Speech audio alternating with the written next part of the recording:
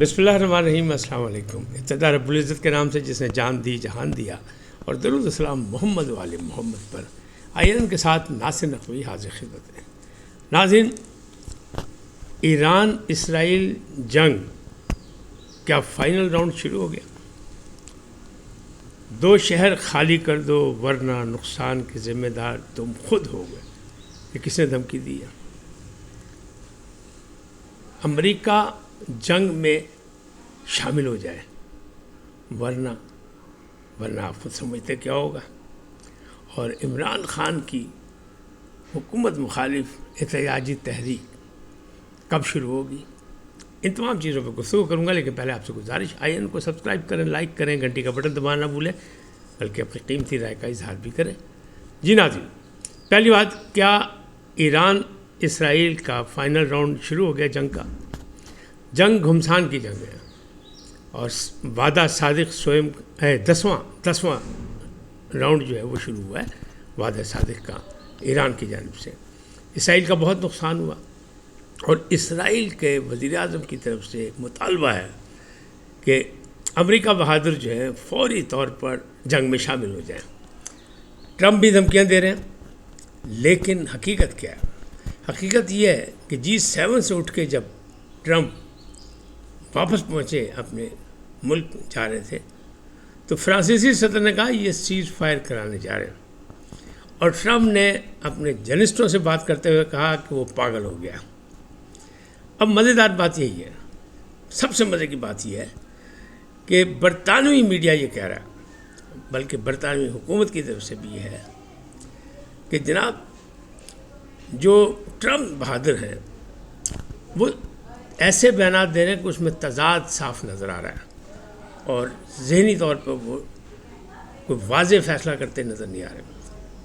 جبکہ امریکہ میں جو امریکن میڈیا ہے وہ بنجمن نیتن-یاہو پر تنقید کر رہا ہے، اور وہ کہہ رہا ہے ان کے تمام بیانات اور تمام چیزیں ماضی کی وہ دکھا رہا ہے کہ یہ بہت دیر سے امریکہ کو بلیک میل کر رہا ہے کہ کسی طرح امریکہ اس کا ساتھ دے، اور یہ جناب آ کے ایران پہ حملہ کر دے اور دائیں بائیں جنگ چھیڑ دے۔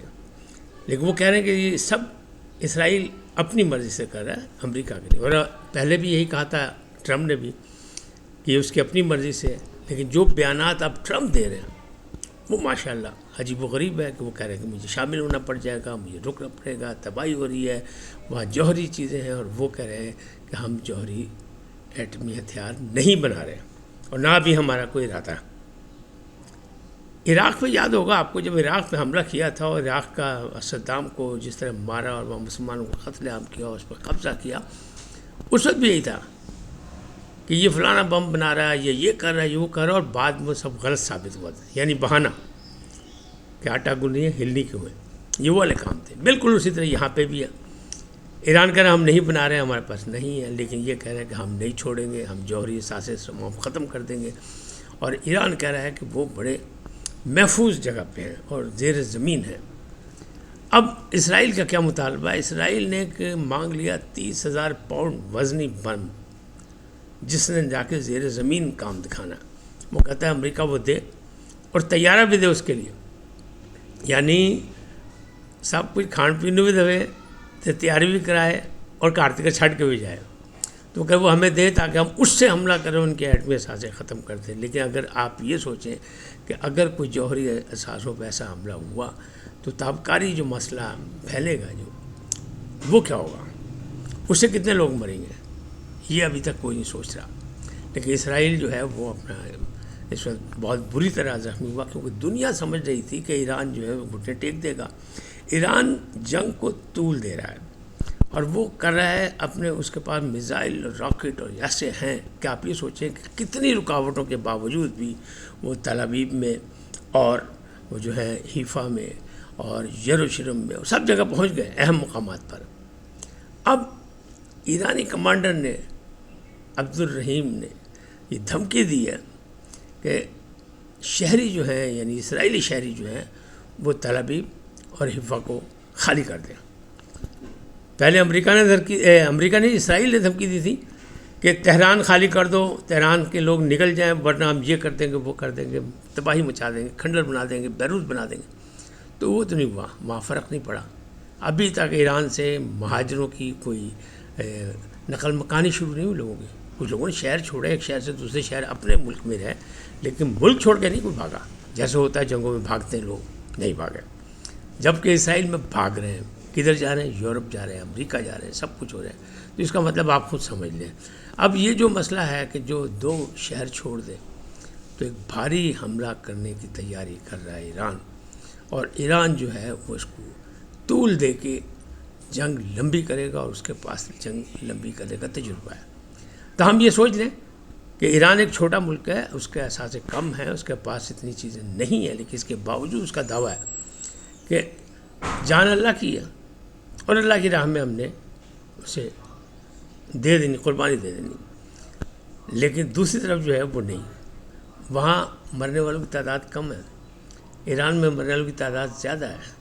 ایران کی اہم جو کریم تھی، جو فرنٹ لائن جو تھی سائنسدانوں کی، سپہ سالاروں کی، وہ مارے گئے جاسوسی سے. اب انہوں نے 28 جاسوس اور پکڑ لیے، جس میں موساد کے ہیں سب کچھ، اور موساد کا ہیڈ کوارٹر بھی انہوں نے جا کے اسرائیل میں تباہ کر دیا. تو کون جیتا کون ہارا ابھی تو اس بات کا فیصلہ ہونا ہے.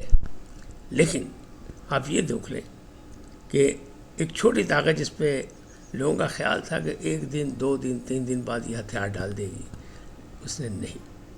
کیونکہ وہ اللہ کو بڑی طاقت سمجھتے اور کسی کو سپر پاور مانتے ہی نہیں، اور وہ لڑنے کو تیار ہیں. وہ کہہ رہے ہیں آخری خون کے قطرے تک، آخری ایرانی تک ہم لڑیں گے.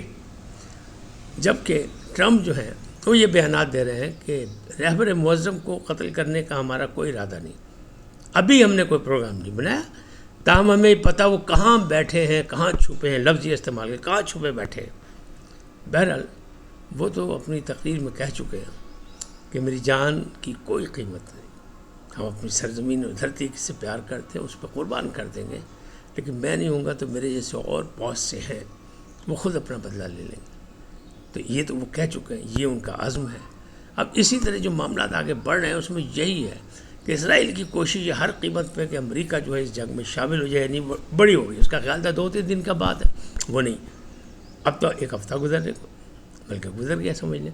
تو پھر امریکہ بہادر آنے کو تیار نہیں ہے. کیوں؟ ٹرمپ جتنے مرضی دعوے کرے انہیں کانگریس سے اجازت لینی پڑے گی، اور کانگریس سے اجازت لے کے پھر جنگ لڑنی پڑے گی. اور وہاں مخالفت موجود ہے. جو اسرائیل کے حمایتی ہیں وہ تو اسرائیل کی محبت میں ہے.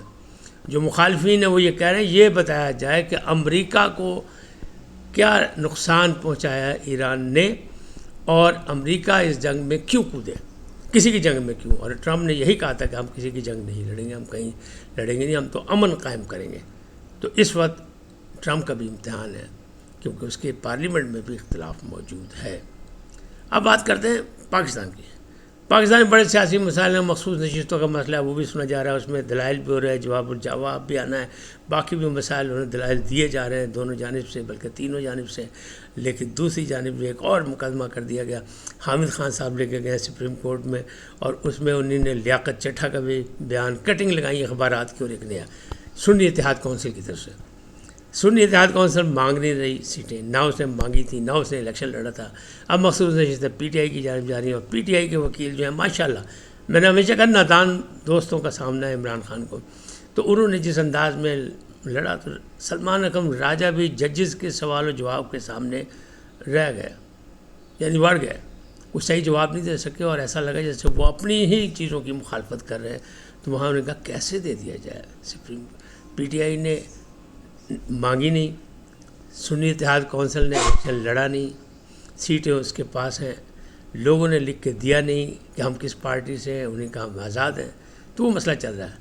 تاہم عمران خان کی احتجاجی تحریک کا اعلان تھا، جو عید کے بعد وہ کون سی عید ہے ابھی تک لوگ سوچ رہے ہیں کون سی عید ہے، لیکن انہوں نے اب 2 ہفتے کے لیے ٹویٹر اکاؤنٹ پر پیغام دے کے اسے ملتوی کر دیا. اور ان کی ہمشیرہ علیمہ خان نے بھی کہا کہ چونکہ دنیا کے حالات سنگین ہو چکے ہیں اس وقت، موجودہ حالات میں اچھائی ایران اسرائیل جنگ چل رہی ہے، اور اس میں تحریک نہیں، تحریک 2 ہفتے کے لیے انہوں نے ملتوی کر دی. ان کا خیال ہے 2 ہفتے بعد حالات ٹھیک ہو جائیں گے. جبکہ ایران کہہ رہا ہے کہ نہیں یہ تو طویل جنگ ہوگی، اسرائیل کہہ رہا ہے 2 پھٹ کرنے سے 2 پھٹ ہو نہیں سکے.